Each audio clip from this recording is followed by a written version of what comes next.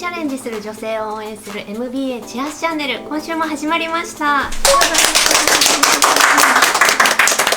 皆さんお気づきかもしれませんが、今回は初登場の3名で進めていきたいと思います。よろしくお願いいたします。川見と申します。私は青山学院の MBA 課程を2020年3月に修了いたしました。現在は都内のメーカーに勤めております。よろしくお願いします。しほこです。私もこの春に青山学院大学大学院を修了し、現在外資系企業に勤務しております。今日はどうぞよろしくお願いいたします。私悦子です。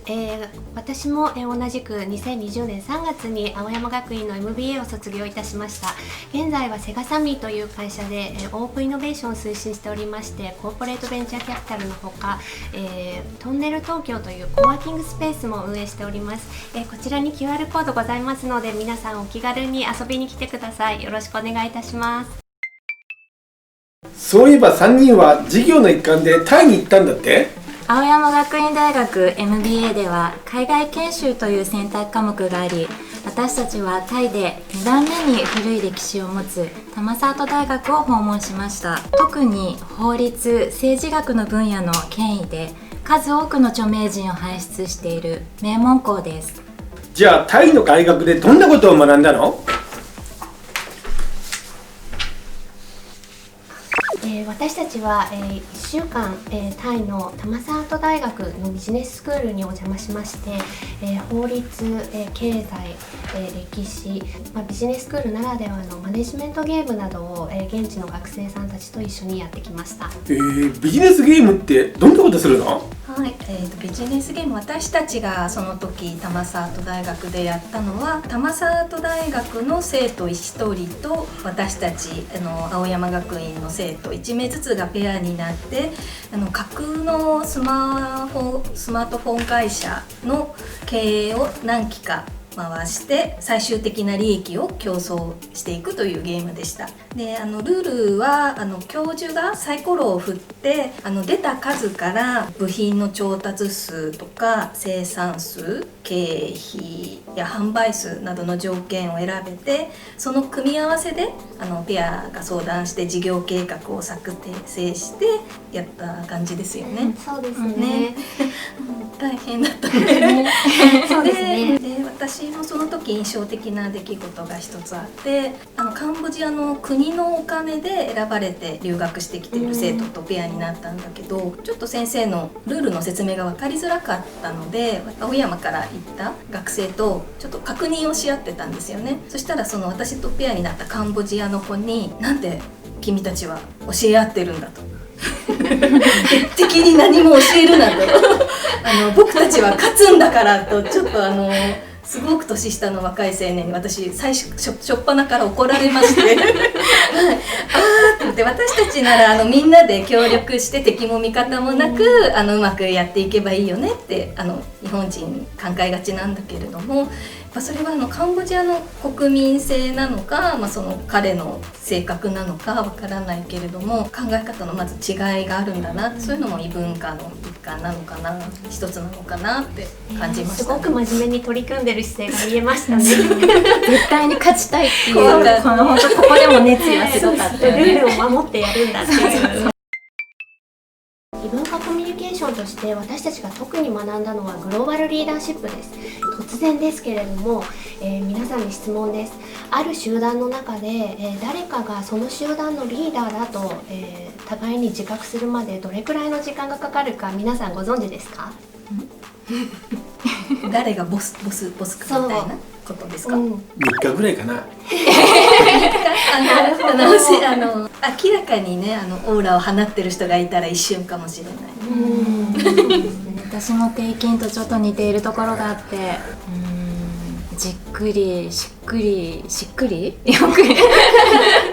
本人同士と喋ってその相手を知りたいという私はタイプなので、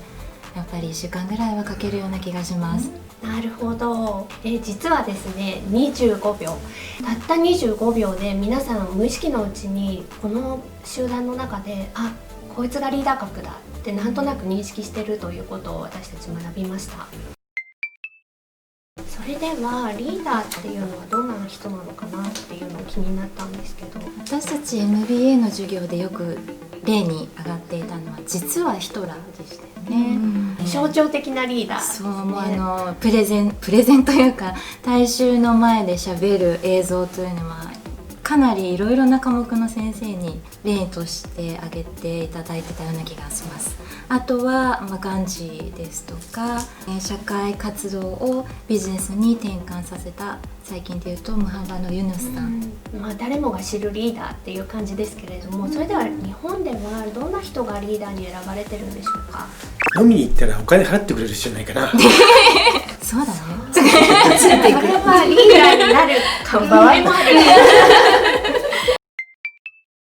今日は、ホフステードインサイツの示す5つの指標から、リーダーに、おける日本人の特性についてまとめてみましたので、パワーポイントの方をご覧ください。そうですね、日本では男性性というのが強くて、76カ国中、2位なんですけれども、性別の違いを意識して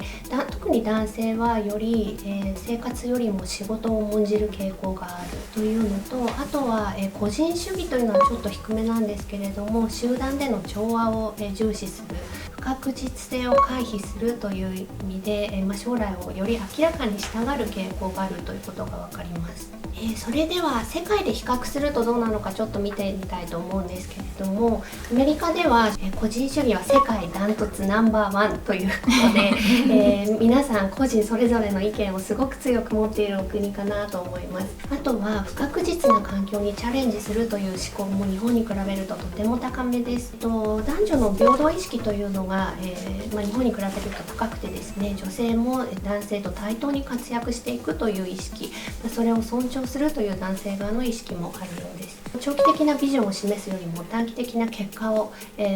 求められるし表す傾向にあるといったところが分かります。この辺り日本と比べてみると割と国の特性っていうのが見えてくるかなと思うんですけど、どうでしょうか？まさに大統領本日決まりましたけれども明らかにいろいろなニュースを見ると現れてますね。そうですね。本当に国民も違いますし、国民が違うとそれを率いるリーダーも違ってくるのかなっていうのが分かりますね。タイの方はですね、階層社会ではあるんですけれども、意外にも集団を重んじる傾向というのが、あるということが分かって、階級社会をうまく調和させる、この集団主義というのが働いているのかなと思いました。意外にものんびりした人たちが多いように思ったんですけれども、短期思考で男女平等なのかっていうのはちょっと意外だなって思いました。そうですね、こうやって海外と比較することでより日本の特性が理解できるという一面もありますね。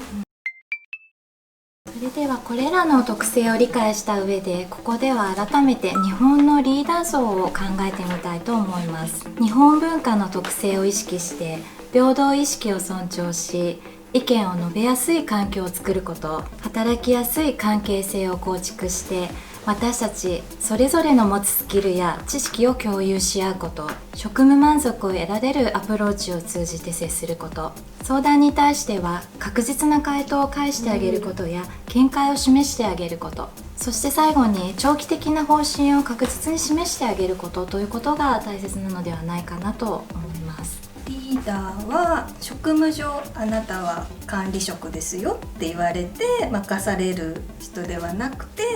態度を持ってみんなに選ばれて集団の中で認識された人ということかな。そうですね。いや、なんかこの勉強を通じてやっぱり異文化でこうグローバルでビジネスしていくためには、その文化をまず、私たちがやりたいことを伝えるよりもまず先にみんなを理解する、みんなの文化とか背景を理解するっていうことがお互いに歩み寄って、海外でも選ばれるリーダーになる初めの一歩かなっていうふうに思いました。今回も視聴者の方からメール来てるよね。はい、ありがとうございます。アメリカに赴任して1年です。友人もおらず、同じ海外で生活をする日本人の同業者駐在員と飲食を共にしてコミュニケーションを取りたいのですが、談合や機密情報漏洩禁止の観点から海外では特に厳しく取り締まられます。日本ではノミニケーションを重視していた僕としては手段がなくほとほと困っています。安全に楽しくコミュニケーションをとる近道を教えてください。外資系企業勤務アメリカ駐在員 K さんより頂戴しました。ありがとうございます。ありがとうございます。いや、ノミニケーション大切ですよね。私たちも普段大事にしてるし、でもやっぱりアメリカとか海外にいると反トラスト法ですとか、インサイダーとか個人情報保護とかいろいろ気をつけなきゃいけないことありますよね。反トラスト法は日本でいうと独占記事法とか談合のことに似たようなものですかね。そしたら一人で飲んだら絶対安全っていうのは思うんだけれども、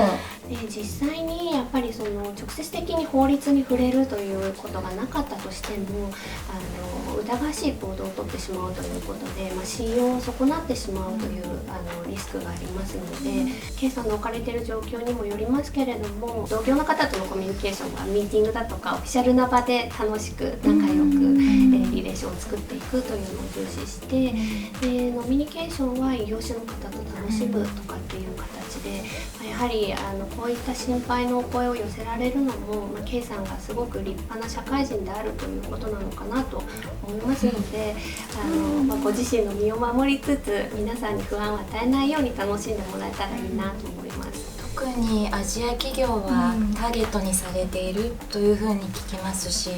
あと厳しい罰金刑だとか服役を課される恐れもあるというふうに聞いております。